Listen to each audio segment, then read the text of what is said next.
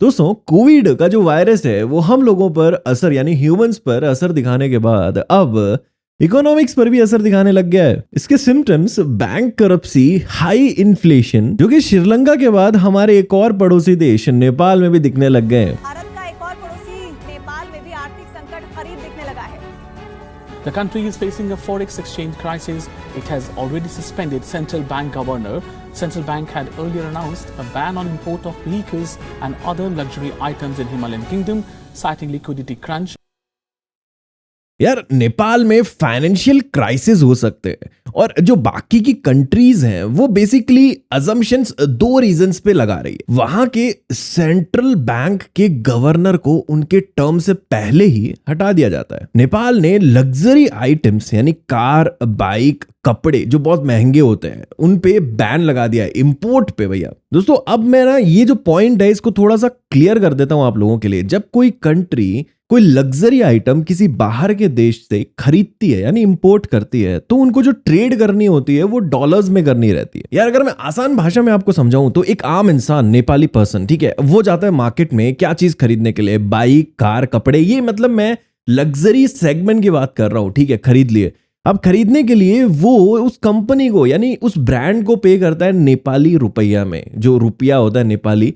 Okay, और वो जो कंपनी होती है वो जाती है सेंट्रल बैंक के पास, वो नेपाली रुपया लेके और वो यूएस डॉलर्स में उसको कन्वर्ट करती है। अब ये कंपनीज जब बैंक में जाते हैं एक्सचेंज कराने के लिए नेपाली रुपए को यूएस डॉलर्स में, तो यार नेपाल के नॉर्म्स के अकॉर्डिंगली कि जो बैंक है, सेंट्रल बैंक्स हैं, वो मना नहीं कर सकते उन्हें कि मैं जो पैसे है वो आपको एक्सचेंज करके नहीं देंगे यूएस डॉलर्स में। हाँ, लिमिट्स जरूर तय कर सकते हैं। यार, नेपाली ऑफिशियल्स की बात मानी जाए तो उनके फॉरेन रिजर्व में काफी कमी दर्ज की गई है और इसी वजह से उनके जो महंगे महंगे लग्जरी आइटम्स हैं जो यूएस डॉलर्स में ट्रेड होते हैं उन पे बैन लगाया जा रहा है। कोई निश्चित काल वहां पे डिसाइडेड नहीं है, बट कहा जा रहा है कि कुछ समय के लिए वहां पे बैन इन प्रोडक्ट्स पे लगाया गया है।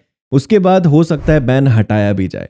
अगर फॉरेन रिजर्व की बात की जाए तो भारत 5th रैंक पे है ऑल ओवर वर्ल्ड। नेपाल के फाइनेंस मिनिस्टर की अगर बात मानी जाए तो इनके पास 6 मंथ तक के एक्सपेंडिचर का फॉरेन रिजर्व यानी 11.5 बिलियन डॉलर्स बाकी है, मतलब बचा हुआ है। दोस्तों, श्रीलंका की तरह नेपाल भी टूरिज्म पे काफी हद तक डिपेंड करता है। इनकी भी जो आमदनी है वो टूरिज्म पे डिपेंड करती है। और अगर आपको नहीं पता श्रीलंका में क्या हुआ है, वहां की स्थिति क्या चल रही है, तो वीडियो मैंने अपलोड की हुई है, आप जाके चेक कर सकते हैं, लिंक आपको डिस्क्रिप्शन में भी मिल जाएगा। नेपाल में टूरिज्म के लिए जो लोग आते हैं बेसिकली ट्रैकिंग के लिए आते हैं और रशिया और यूक्रेन के बीच में जो वॉर होने लग रही है इसकी वजह से टूरिज्म पे काफी अफेक्ट पड़ा है।